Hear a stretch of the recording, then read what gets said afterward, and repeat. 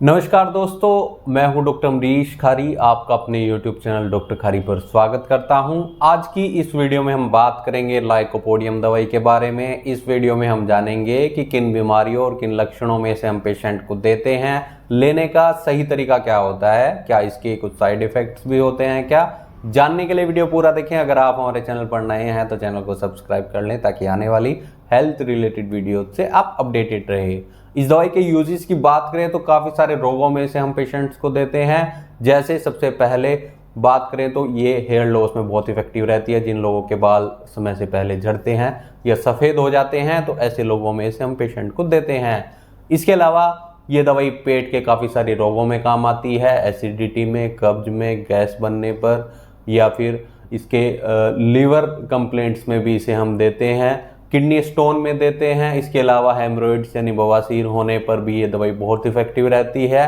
Sciatica में देते हैं। सबसे पहले हम इसके हेयर फॉल के सिम्टम्स की बात कर लेते हैं कि किन लोगों में ये दवाई हेयर फॉल के पेशेंट में दी जा सकती है। ऐसे लोग जिनके समय से पहले हेयर फॉल हो रहा हो या बाल सफ़ेद हो रहे हो या गंजापन देखने को मिलता हो, एंड्रोजेनिक एलोपेशिया जिन लोगों में देखने को मिलता हो, तो ऐसे लोगों में ये दवाई बहुत इफेक्टिव रहती है। एंड्रोजेनिक एलोपेशिया जहां हार्मोनल इम्बैलेंस के कारण पेशेंट के बाल झड़ने शुरू हो जाते हैं।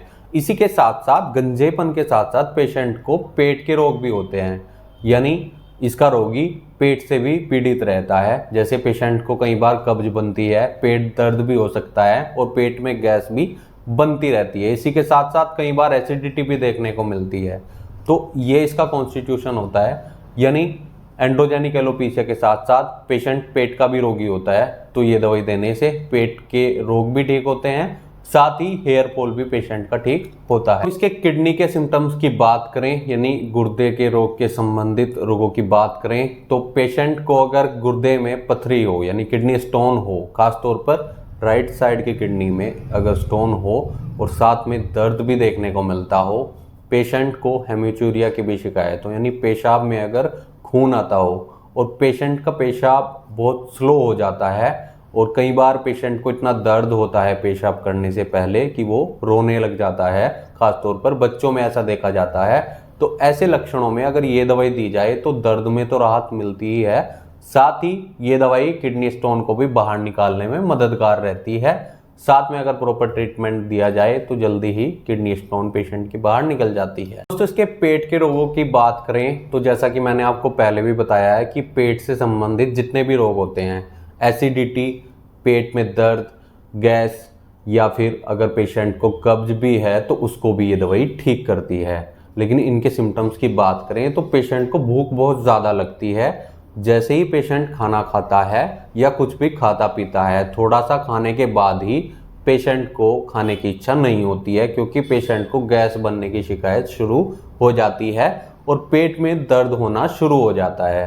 खासतौर पर यंग बच्चों में ऐसा देखने को मिलता है। तुरंत ही पेशेंट को गैस बनने की शिकायत शुरू हो जाती है, जिसके कारण पेट दर्द भी देखने को मिलता है। इसके अलावा ये दवाई क्रोनिक कॉन्स्टिपेशन यानी पुरानी कब्ज में बहुत इफेक्टिव रहती है। इसे हम किसी भी एज ग्रुप के लोगों में दे सकते हैं, बच्चों में भी, यंग एज के ग्रुप के लोगों में भी या फिर बूढ़े लोगों में भी, जिनमें बहुत पुरानी कब्ज रहती है। पुरानी कब्ज के कारण हार्ड स्टूल रहता है, साथ में बवासीर भी देखने को मिले, तो ऐसे में ये दवाई बहुत इफेक्टिव रहती है।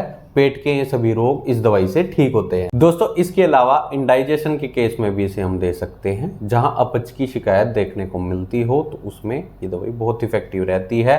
गैस्ट्राइटिस में दे सकते हैं।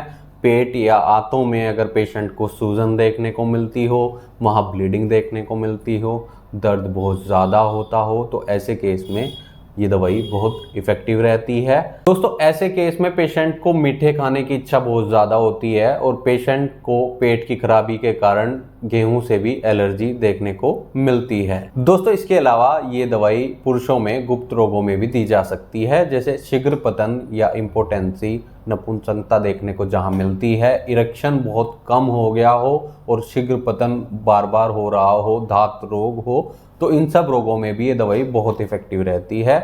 ऐसे में अगर आपको ऐसी कोई परेशानी है, इनमें से कोई भी दिक्कत है, तो एक बार अपने होम्योपैथी डॉक्टर से कंसल्ट जरूर कर लें, बिना डॉक्टर की सलाह के होम्योपैथी की कोई भी दवाई नहीं लेनी चाहिए। ये कई सारी पोटेंसीज में यूज़ की जाती है, जैसे 6 CH, 30 CH, 200 CH या 1 M पोटेंसी। दोस्तों पेशेंट की कंडीशन पर डिपेंड करता है कि उसको कौन सी पोटेंसी देनी चाहिए और उसकी क्या डोज लेनी चाहिए, इसलिए एक बार अपने होम्योपैथी डॉक्टर से मिले, नहीं तो दिए गए व्हाट्सएप नंबर पर हमसे संपर्क कर इलाज या सलाह ले सकते हैं। वीडियो देखने के लिए धन्यवाद। चैनल को सब्सक्राइब करें। कमेंट सेक्शन में हमें ज़रूर बताएं कि हमारी वीडियोज़ आपको कैसी लगती हैं। Thank you.